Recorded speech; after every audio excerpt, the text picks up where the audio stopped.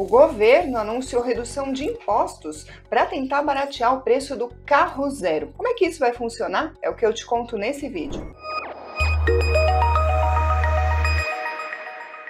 Lembra daquele conceito carro popular? Parece que anda meio em falta, porque o carro mais barato hoje custa quase R$ 69 mil.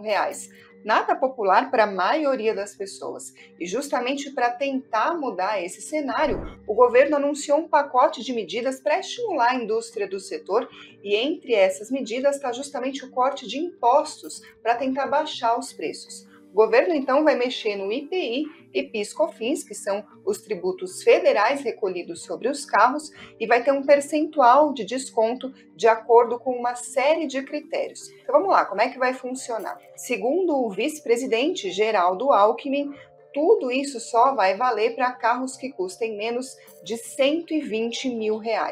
E aí, estando dentro desse critério, vão ter outros três para definir qual que é o percentual de desconto.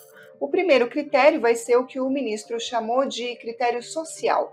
Quanto mais barato o carro, maior o percentual de desconto, justamente para facilitar que as pessoas que têm menos recursos consigam aí comprar o seu carro zero. O segundo critério vai ser o critério ambiental. Quanto menos aquele carro for considerado poluente, maior vai ser o desconto sobre o preço. E o terceiro critério é o da densidade industrial. O objetivo é privilegiar aqueles carros com mais componentes nacionais, ou seja, em detrimento daquilo que é produzido lá fora. O percentual, segundo o governo, vai variar de 1,5% a 10,96% de desconto. E aí, com isso, aqueles quase R$ 69 mil virariam R$ 61 mil, ou seja, esse é o custo estimado do carro zero mais barato no Brasil, se essas medidas entrarem em vigor, claro, considerando somente esse percentual anunciado. Para começar a valer, tudo isso precisa ser editado numa medida provisória pelo governo, que deve ser feito nos próximos dias. Por quê? Antes de tudo isso, o Ministério da Fazenda vai dar um parecer, vai avaliar qual seria o impacto fiscal de todas essas medidas. Agora vamos lá, por que a gente está falando tudo isso? Qual que é o cenário, como é que a gente chegou até aqui? Dá para acompanhar que os preços dos carros estão subindo e estão subindo inclusive mais do que a inflação. Dá uma olhada nesse gráfico que vai aparecer agora para vocês na tela, o que dá para a gente perceber? Nos últimos 4 anos, os preços do carro zero no Brasil subiram, em média, mais de 34%. Esse levantamento foi feito pelo Matheus Peçanha, economista do FGV Ibre, a pedido do Invest News, e mostra a seguinte comparação. Se a gente considerar o IPC-10, que é um indicador de inflação medido pela FGV, a alta no mesmo período foi de mais de 24%, ou seja, de 34% para 24%, dá para ver que os preços dos carros estão subindo bem mais do que a inflação. E por que isso está acontecendo? Bom, tem uma série de fatores por trás dessa alta, mas só para citar os principais.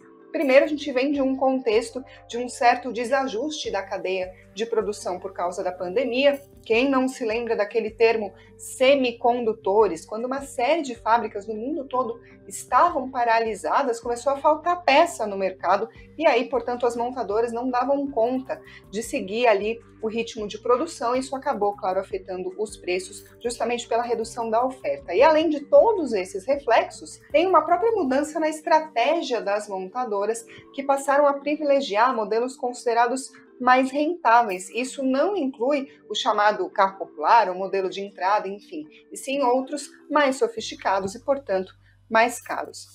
Será que o carro de fato vai ficar mais barato? Segundo as montadoras, sim. Logo depois do anúncio do vice-presidente Alckmin, o presidente da Associação das Montadoras, a Anfávia, o Márcio Lima Leite, ele falou com jornalistas e, segundo ele, o carro mais barato no Brasil pode custar menos de R$ 60 mil depois que essas medidas entrarem em vigor, ou seja, um número ainda menor do que a estimativa se a gente considerar o cálculo com o percentual divulgado pelo governo. É claro que a gente vai continuar acompanhando o noticiário para saber se de fato isso vai acontecer, portanto, continuem ligados no Invest News.